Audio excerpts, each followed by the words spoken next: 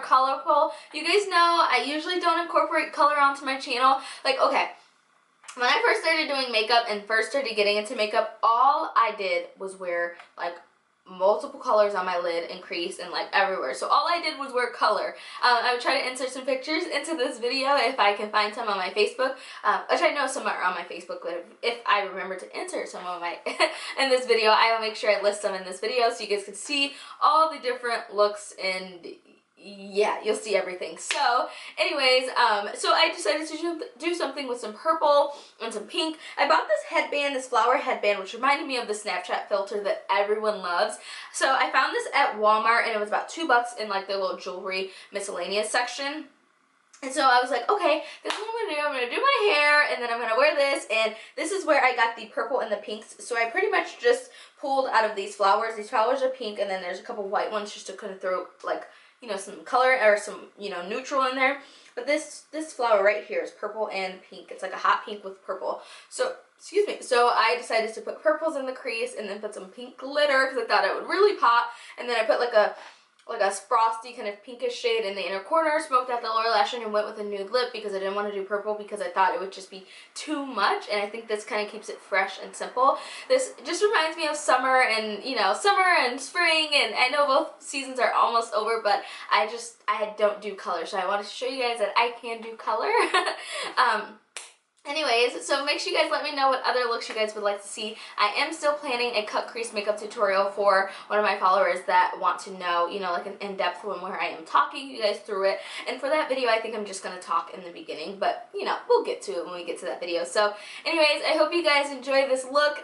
If you guys are interested in how I did this hair, I think I'm comfortable to the point where I can start filming like hair tutorials because I don't know, I feel like a grandma with this, like, I don't know, every time I do like a flexi rod set or a rod set, I always feel like it's my grandma. Like, I don't know. So let me know. I did use some of these like rods in the front and then some bigger ones in the back to get this. So yeah, that's how it turned out. So if you guys are interested, let me know down in the comment section. Maybe I can add like a natural hair playlist or something like that. So yeah, I love you guys, and I'll see you soon. I hope you enjoyed this video. Bye! Hey guys, so the first thing we're going to do is prime our lids, and I'm using my MAC Studio Finish Concealer just to prime my lids because it's what I use to carve out underneath of my brows, and it makes sure my eyeshadows are really pigmented, and since I'm going in with color, I really want to make sure that my eyeshadows pop.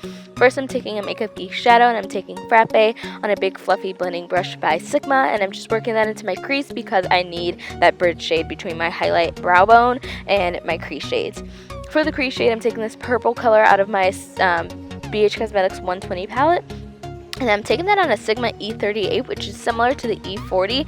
It's just smaller and less kind of fluffy. So I'm working that back and forth into my crease, and I continue to pack this color on into my crease in back and forth windshield wiper motions and small circular buffing motions until I get that purple as dark as I would like it to be. After that, I go back into the palette and I take that darker purple right next to it, and I take that with a Sigma E45, and this is when the E45 was a little bit more fluffier as opposed to now it's like a little bit more dense and it's like really tightly packed. But I take that purple shade and I work that into the socket of my crease just to add a little bit more definition. It's all about adding depth and definition to this look because you can smack that first purple shade on your lid, on your crease, and it won't look as good, you know what I mean? So you just want to continue to pack on color. So I go back in with the E38 and just blend those two purple shades together, and then I take the black out of this palette as well, and I just use that on a, I think this is a Urban Decay brush, and then I go back in with the E45 with a little bit more of that deep purple shade and just use that to blend out the black. The reason I applied the black is because I couldn't find my deep dark purple shade. I didn't really look for it, but it just added the right amount of definition. So you can go with the dark purple if you would like.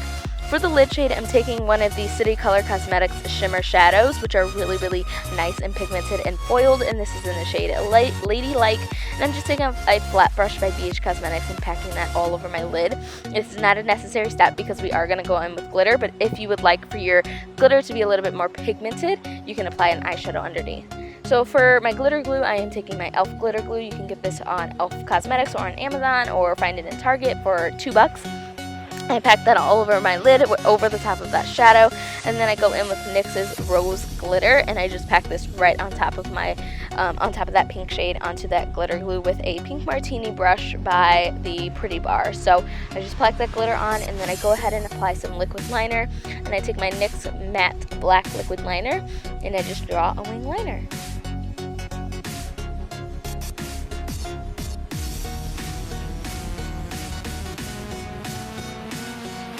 After I'm done with my wing liner, I just pop on some lashes, and I use the Amore lashes by Koko lashes, and I just pack those on with my finger. And then, sorry if you guys hear cars passing by, I'm sitting outside, but after that I go ahead and prime my skin, and I'm using my Smashbox Photo Finish Primer. This is the pore minimizing primer, and it just fills in my pores. You guys know I really like to use this primer over pretty much everything else because it is literally the best pore minimizing primer out there. For foundation, I'm using my Nars All Day Luminous Weightless Foundation in the shade Trinidad. Once again, y'all know this is my holy grail. I swear by this foundation. I literally use it all the time. It is just an awesome full coverage foundation. And to highlight my high points, I use this Ruby Kisses Pure Mineral Concealer in the shade Warm Honey, and I just apply that underneath of my eyes, down the bridge of my nose, my chin, and my cupid's bow, and also in the center of my forehead. And then I go ahead and blend that out with the Beauty Blender, but I deleted that clip because it wasn't important. After that, I use the Sephora Bright Set Setting Powder in the shade Banana. This is something that you want to use with a setting brush. You do not want to bake with this because it has horrible flashbacks. So you just want to use, like I used, which was an F45 tapered highlighting brush. After that, I contour with my Niki Garrett contouring palette, and I use my Real Technique contouring brush just to add a little bit more structure and dimension into my face. And I couldn't really get around my forehead because these rods were all in the way, but I did make sure I contoured my nose just to slim it down and add a little bit more structure and dimension to my nose because it is pudgy.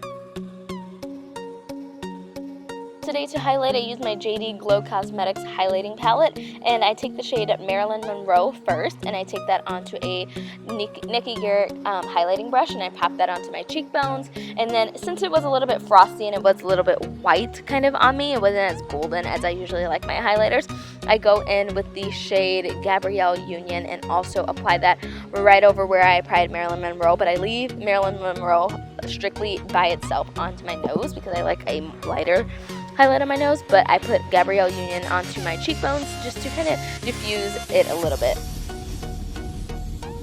Then for blush, I just use a NYX blush, and I'm using the shade Pinch, and I'm using that with a Sigma Duo Fiber brush just to kind of simultaneously highlight that, or diffuse that highlighter and apply the blush.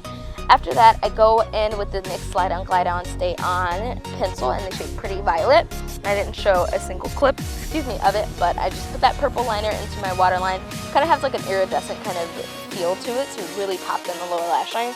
And then I go back in with that deep dark purple, and I apply that onto the lower lash line as well, and I just blend that back and forth with a Sigma smudge brush.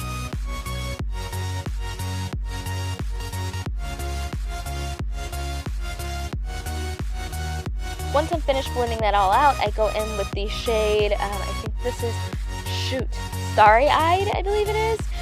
It's a Makeup Geek foiled shadow, and I just pop that into the inner corner.